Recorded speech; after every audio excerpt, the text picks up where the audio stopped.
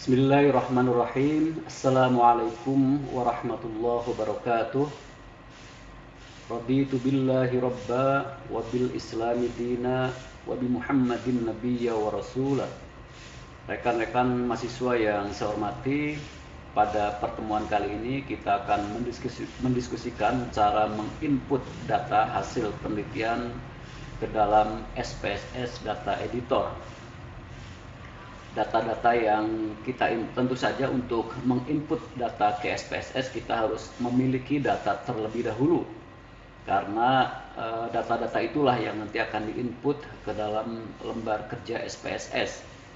Nah, data-data yang nanti akan kita input sebagai bahan diskusi itu bukan data-data yang sebenarnya, bukan data-data yang diperoleh di lapangan, tetapi data-data tersebut data hanya sekedar untuk latihan cara menginput data SPSS, data ke dalam lembar kerja SPSS Data Editor. Mari kita mulai. Yang pertama, kita harus membuka terlebih dahulu lembar kerja SPSS-nya. Ini disebut sebagai lembar kerja SPSS atau disebut juga dengan IBM SPSS Statistik Data Editor. Ini adalah lembar kerja yang nanti akan kita gunakan untuk menginput data mulai dari 1, 2, 3 dan seterusnya. var itu adalah singkatan dari variabel. Lalu 1, 2, 3, 4 itu angka yang menunjukkan banyaknya data dalam suatu variabel. Ini lembar kerja default ini di sebelah pojok kiri paling bawah disebut adalah lembar kerja data view, yaitu lembar kerja yang akan menampilkan data. Nah, di sebelah kanan data view, kalau kita klik itu muncul variabel view. Ini adalah variabel view. Ini yang nanti akan menampilkan variabel yang sudah kita input. Ini 1, 2, 3, 4 ini menunjukkan pada banyaknya variabel yang kita input dan yang akan kita olah. Dan name, type, weight, decimal itu bisa dijelaskan sebagai berikut. Kolom name tentu saja itu berisi nama variabel. Nama variabel dan cara menulis nama variabel ini harus menyatu, tidak boleh ada spasi. Kalau ada spasi maka akan menolak. Jadi yang nanti akan ditampilkan pada header data view itu nama variabel. Lalu kemudian type ini jenisnya banyak ya. Ada numeric atau data angka, ini default lembar kerjanya adalah numeric. Lalu koma adalah data angka dengan pemisah koma, tapi kalau di sini koma maksudnya adalah titik ya. Sedangkan dot adalah data angka dengan pemisah koma, tapi kalau di sini titik. Lalu scientific notation itu adalah data angka dengan tampilan notasi matematik. Kemudian date itu adalah data tanggal. Dollar adalah data angka dalam tampilan uang dolar. Sedangkan custom currency adalah data angka dalam tampilan mata uang tertentu. Misalnya kita bisa membuat rupiah. String adalah data teks ya, yang kemudian restricted numeric adalah hanya data angka diawali dengan angka 0 sesuai dengan panjangnya. Itu type, tapi untuk defaultnya itu adalah numeric ya. Lalu weight itu menentukan panjang data. Panjang datanya berapa ya. Defaultnya biasanya di sini adalah 8. Lalu desimal menentukan panjang data desimal secara numerik ya, berapa angka di belakang koma. Label memberikan label yang akan ditampilkan nanti pada jendela output viewer, pada jendela output. Lalu value umumnya digunakan oleh data nominal dan ordinal untuk merepresentasikan suatu nilai numerik tertentu sebagai label.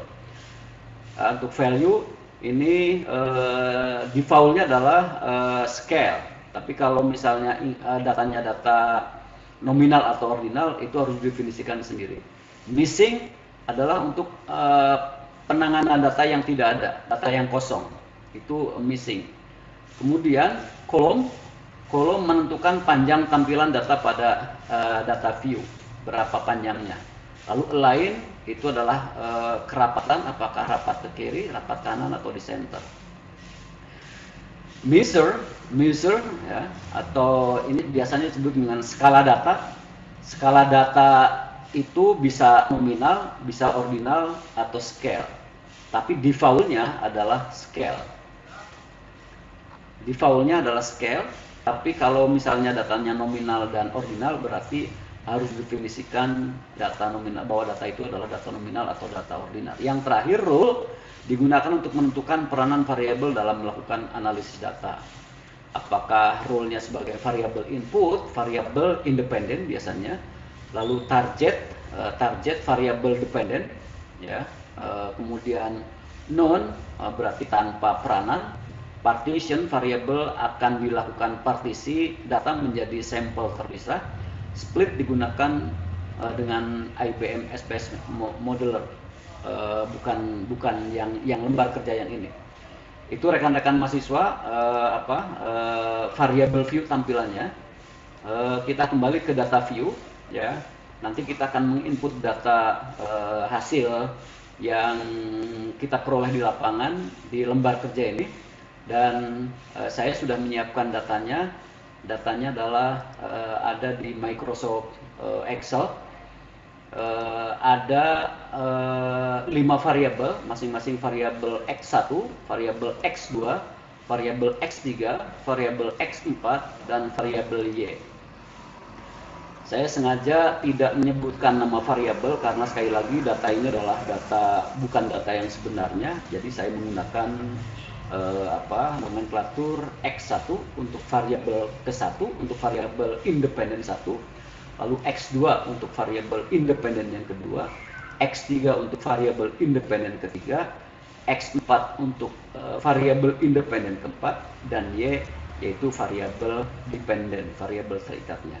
Kita bisa langsung copy dari variabel X1 semuanya. Ini jumlah datanya ada sebanyak 54 data. Kita copy saja dari mulai variabel X1 sampai variabel Y, Ctrl C. Lalu kita masuk ke lembar kerja data view, lalu simpan kursor di kolom lurus dengan angka 1, berarti itu nanti akan proses penempelannya mulai dari situ. Lalu edit, lalu pass. Nah, inilah data-data yang kita kopikan, yang kita copy dari Microsoft Excel yang sudah dipersiapkan terlebih dahulu. Lalu var 001 itu berarti variabel yang pertama, var 0002 berarti variabel kedua, var 0003 berarti variabel yang ketiga, dan seterusnya. Nah, langkah berikutnya setelah kita menginput data, kita akan mendefinisikan masing-masing variabel. Dan kita akan masuk ke variabel view untuk menuliskan variabel. Variabel view seperti yang tadi sudah disebutkan, variabel pertama adalah variabel independen 1. Kita sebut saja X1, ya. Tipenya adalah numeric, weight-nya 8, desimalnya 2, label kita buat labelnya di sini. Labelnya adalah independen ke-1, variabel independen pertama atau variabel independen 1. Lalu value-nya kita abaikan, missing-nya juga abaikan. Lalu selanjutnya measure ini adalah data yang berskala nominal, nanti kita diskusikan lebih lanjut.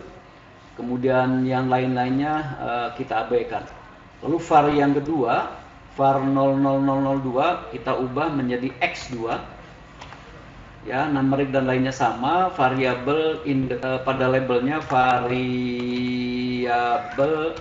independen 2 sama, lalu kesananya value-nya sama, missingnya tidak ada, kolom sama, line sama, measure-nya atau tipe datanya adalah ordinal.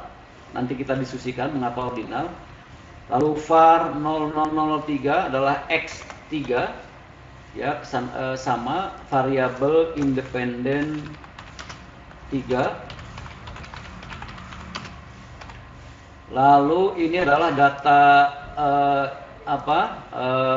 interval, berarti kita sebut scale, datanya memang scale, sudah otomatis scale. Lalu var keempat adalah var 004 adalah variabel independen keempat, ya, variabel independen 4. Lalu value-nya sama, missing-nya 0, tidak ada, kolom sama 8, line sama, measure-nya adalah scale sama dengan yang ketiga. Nah, yang terakhir var 005 ini adalah satu-satunya variabel dependen, kita ganti dengan Y, sehingga nanti di sini disebut variabel dependen. Value-nya sama, missing-nya tidak ada, kolom sama 8, line sama, ini juga scale. Oke ya, kalau sudah, berarti kita sudah mendefinisikan data untuk sementara. Di sini sudah berubah X1, X2, X3, X4, dan Y. Tetapi pada saat kita mendefinisikan variabel independen pertama, yaitu X1 dan X2, kita belum menentukan value-nya. Oleh karena itu kita perlu mendefinisikan kedua variabel X1 dan X2. Kalau yang X3, X4, dan Y itu sudah lengkap. Tinggal kita akan mendefinisikan yang variabel X1 dan X2. Klik data, lalu pilih define variable properties. Klik variabel independen pertama dan variabel independen kedua. Lalu klik tanda panah yang ke kanan, masukkan ke variable to scan. Kalau sudah, berarti klik continue. Ini variabel-variabel dua variabel yang akan kita definisikan lebih lanjut untuk menulis value dan labelnya. Ini data X1, variabel independen yang pertama, measurement levelnya atau measure-nya adalah nominal. Nama variabelnya adalah variabel independen 1. Lalu di sini value-nya 1 dan 2. Misalnya kita akan mendefinisikan labelnya untuk 1, misalnya laki-laki. Ini sebagai contoh saja. Lalu yang kedua adalah perempuan. Ini untuk variabel X1, ya. Jadi 1 itu mewakili kategori laki-laki dan 2 mewakili kategori perempuan. Lalu X2, ya, ini X2, measurement levelnya adalah ordinal, dan value-nya kita tinggal menentukan yang pertama. Untuk ini misalnya sangat tidak setuju, ini labelnya misalnya sangat tidak setuju, atau sesuai dengan label yang digunakan oleh peneliti pada saat mengumpulkan data, pada saat menggunakan instrumen penelitian untuk mengumpulkan data. Yang kedua tidak setuju. Lalu 3 netral misalnya. Lalu 4 mewakili sikap setuju, dan 5 mewakili sikap sangat setuju. Baik, itu label yang perlu didefinisikan pada variabel ordinal. Ini adalah variabel ordinal. Kalau sudah semuanya, kita tinggal klik saja OK. Nah, di sini di output SPS Data Editor itu sudah muncul penjelasan value label X1 laki-laki dan perempuan, lalu value label 1 untuk laki-laki, 2 untuk perempuan, lalu value label untuk variabel X2, 1 sangat tidak setuju, 2 tidak setuju, 3 netral, 4 setuju, 5 sangat setuju. Jadi sudah muncul di lembar output viewer. Nah, kalau kita sudah mendefinisikan sudah lengkap, langkah terakhir kita harus menyimpan data ini, ya. Kita klik file, lalu klik save as, lalu kita akan tentukan di mana data tersebut akan disimpan. Saya akan menyimpannya di folder SPSS INC, klik 2 kali, lalu kita akan beri nama misalnya latihan input data SPSS. Kalau sudah save, ya, maka data yang tadi kita input sudah tersimpan di komputer kita. Demikian rekan-rekan para mahasiswa cara menginput dan mendefinisikan data melalui lembar kerja SPSS Data Editor. Selanjutnya kita akan diskusi, dan sebagai pengantar kurang lebihnya mohon maaf. Hasbunallahu wa ni'mal wakil. Assalamualaikum warahmatullahi wabarakatuh.